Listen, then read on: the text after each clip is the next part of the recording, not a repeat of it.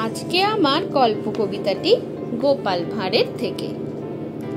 গোপাল ভাঁড় বিখ্যাত, সবাই তাকে চেনে।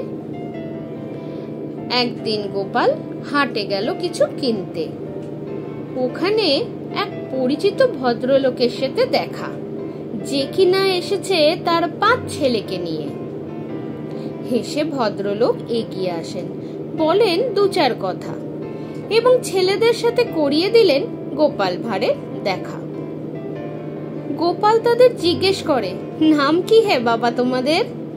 লোকটি বলে, পটল, ঝিঙে, উচ্ছে, কলা আর আদা রেখেছি ছোট ছেলের।